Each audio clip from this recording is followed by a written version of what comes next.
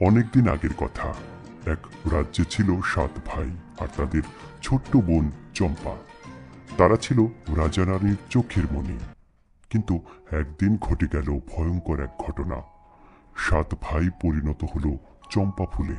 কিভাবে ঘটলো এই রহস্যময় পরিবর্তন, আর কিভাবে চম্পা তার ভাইদের ফিরে পেল, শোনো আজকের মায়াময় রূপকথার গল্প ৭ ভাই চম্পা। তাহলে চলো গল্পটা শুরু করা যাক। অনেকদিন আগের কথা। এক রাজা ছিলেন। তার ৭টি ছেলে আর একটি মেয়ে ছিল। মেয়েটির নাম ছিল চম্পা। রাজা মহারানী ৭ ছেলেকে চোখের মনির মতো ভালোবাসতেন, আর চম্পা ছিল তাদের হৃদয়ের প্রিয় রত্ন। ৭ ভাই বোন খুব ভালোবাসত। তারা একসঙ্গে খেলা করত, নদীতে সাঁতার কাটত, বনে ঘুরতে যেত। একদিন সকালে রানী সুন্দর করে খিচুড়ি রান্না করলেন। ৭ ভাই ও চম্পা রান্নাঘরে ঢুকে মায়ের রান্না দেখতে লাগলো। রান্না শেষ হলে রানী বললেন, তোমরা একটু বাইরে খেলো, আমি প্রসাদ তৈরি করি। ৭ ভাই বাইরে গেল। চম্পা মায়ের সাথে থেকে গেল। হঠাৎ রান্নাঘরের জানালার ধারে একটি বুড়ি মহিলা এসে দাঁড়ালো। তার চুল এলোমেলো, মুখে অদ্ভুত হাসি। সে বলল, রানীমা, আমাকে একটু খিচুড়ি দিন। রানী খিচুড়ি দিলেন। বুড়ি খেতে খেতে বলল, তোমার ছেলেরা খুব ভালো, কিন্তু সাবধান, ওরা যেন এই খিচুড়ি না খায়। ওরা খেলে ওরা সবাই চম্পা হয়ে যাবে। রানী অবাক হয়ে বুড়ির কথা শুনলেন। বুড়ি চলে গেল। রানী ভয় পেয়ে খিচুড়ি বাইরে ফেলে দিলেন। কিন্তু ততক্ষণে ৭ ভাই এসে বলল, মা, আমাদের খুব ক্ষুধা পেয়েছে, তুমি খিচুড়ি দাও। মা বাধা দিলেন না, কারণ খিচুড়ি ফেলে দেওয়া হয়েছে। তখন ছেলেরা দেখল মাটিতে কিছু খিচুড়ি পড়ে আছে। তারা তা তুলে খেয়ে ফেলল। খিচুড়ি খাওয়ার সাথে সাথে ৭ ভাইয়ের দেহে পরিবর্তন হতে থাকলো। তারা চম্পা ফুলে পরিণত হতে শুরু করলো। কিছুক্ষণের মধ্যেই ৭ ভাই মাটি থেকে শাখা প্রশাখা বের হয়ে ফুলে পরিণত হলো।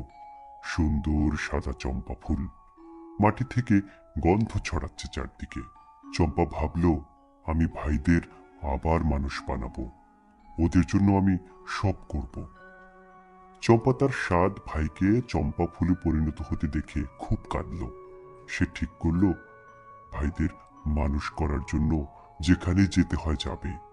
মায়ের কাছ থেকে বিদায় নিয়ে সে বের হলো।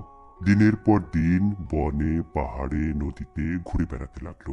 অনেক কষ্ট সহ্য করেও চম্পা দমল না। একদিন সে এক বুড়ি সাধুর কুঁড়ে ঘরের সামনে গিয়ে উপস্থিত হলো। বুড়ি সাধু বলল, মা, তুমি কার জন্য এত কষ্ট করছো? চম্পা সব কথা খুলে বলল। বুড়ি হেসে বলল, তুমি সত্যিই ভালো বোন। শোনো, পূর্ণিমার রাতে চাঁদের আলোয় দূরের পাহাড়ে একটি গুহা আছে। সেখানে একটি দৈত্যিনী থাকে।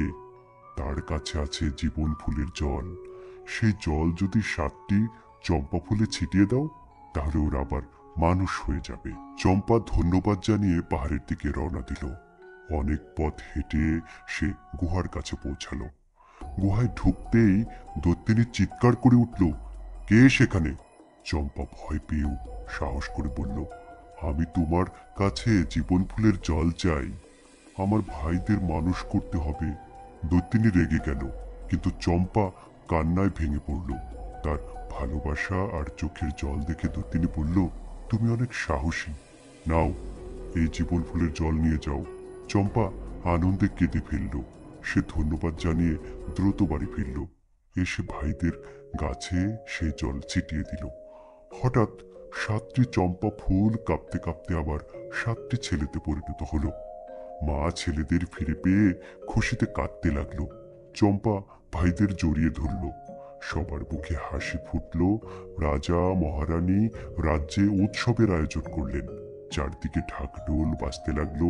৭ ভাই চম্পা এবং তাদের ভালোবাসার চিরদিনের জন্য রূপকথার গল্প হয়ে রইল।